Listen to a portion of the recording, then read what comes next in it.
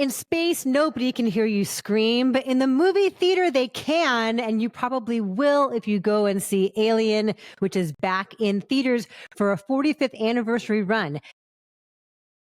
This is going to be everywhere, you guys. So if you have not seen Alien in a movie theater in a long time or ever, this is a great opportunity to go and do that. So we wanted to come and revisit it here. You got to subscribe because we love talking about movies that came out a long time ago. This could be Was It Great or Were You 8 for you, right, Alonso? No, you were 12. I was 12, and I did not see this movie when I was 12 because I was a chicken.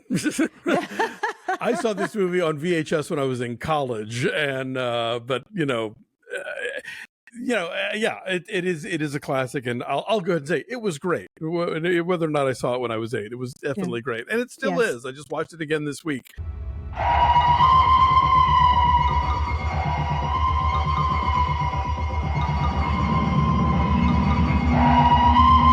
The crew of the Nostromo. It is this is a business venture. Like this is maybe the first movie to portray space exploration as not being exploratory or like a military thing. These are space truckers, basically. They're hauling back a whole bunch of cargo to Earth. They're griping about, their bonuses and their money. They're complaining about the food. And then they get this directive that they have to go answer a homing beacon, a distress signal, and things get nuttier from there. I think everybody, you've seen this movie, you know what happens. It was fascinating to watch this again for the first time in ages and sort of realize how, first of all, such a slow burn. I mean, they make you wait a good half hour before like any real alien mayhem starts happening. It's just like character stuff and, the day-to-day of how do we land the ship and all that kind of thing. I also appreciate the fact that while she would obviously go on to be the guiding presence of all the sequels, but if you're watching this movie for the first time, you don't immediately pick up on the fact that Sigourney Weaver is your hero. It's an ensemble. And what's cool about that is anybody could die at any moment, which in a movie like this is usually you can kind of predict it. I mean, the black man and the two women are the last survivors, which kind of contradicts so much of what we know about how movies work. Although, as Dave pointed out, this came out the same year as Halloween. So the trope of the final girl and the black character dies first hadn't quite been set in stone yet. But this movie is completely tossing that out the window.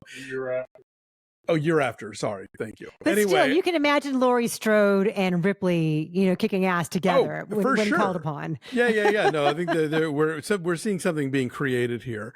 So yeah, this is it is thrilling and absolutely holds up as the classic that it is.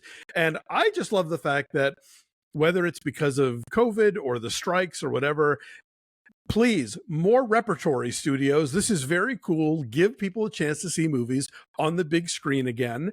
Remind them that it's a cool thing to do. And I think everybody wins. So I'm thrilled this is in theaters. There's a little conversation between Ridley Scott and Fede Alvarez about the upcoming Alien Romulus, which I guess is sort of the guiding principle of why they're doing this. But all the same, if you have never seen Alien projected, take advantage of this opportunity just for the experience of it and also to maybe induce studios to do more of this. Yeah, Alien Romulus. I don't know if it's a prequel. We've already had origin stories prior to this, but wasn't Prometheus an origin story of the whole Alien saga? So this takes it back to its roots, and it stars Isabella Merced and Kaylee Spaney. So that's coming out later on this summer. But yeah, I think, as you said, if you've not seen Alien in a theater, to have a movie like that, which is so exquisitely tense, and to watch with other people is such a joy.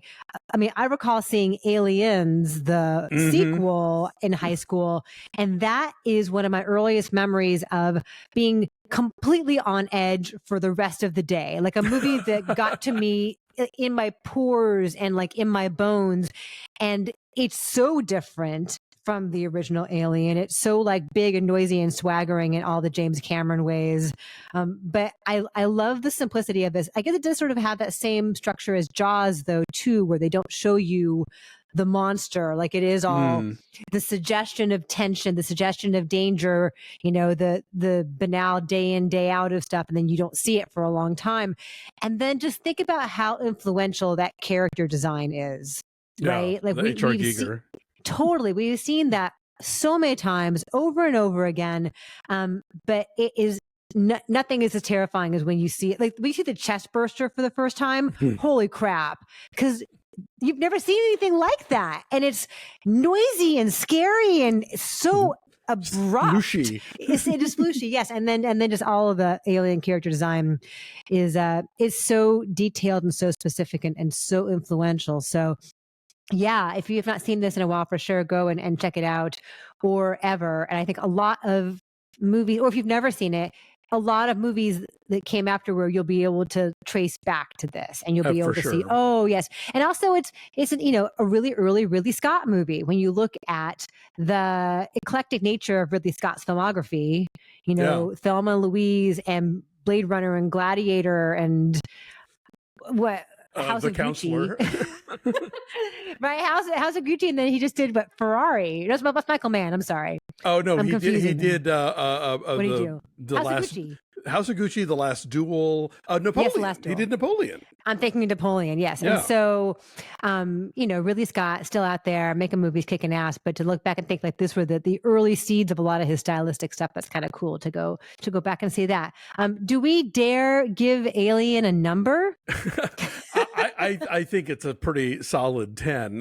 Yeah. And I just one other thing. We recently did Jodorowsky's Dune on Max Film because we did like a whole month dedicated to Dune movies, and that was the movie that was supposed to have a Dan O'Bannon script and H.R. Giger production design or creature design or whatever. So those two carried over now to make this movie instead, and so it was worth it, I think.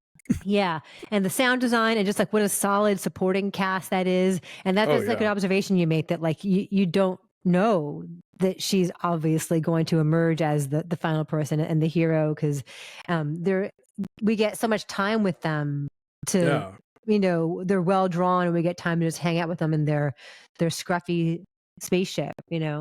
It's not the gleaming, exciting, optimistic portrayal of space exploration, right. from a century ago. But it's not as grim as what Claire Denis would later do in High Life either. Yeah, there's no sex chair. That's true. There's that, yeah.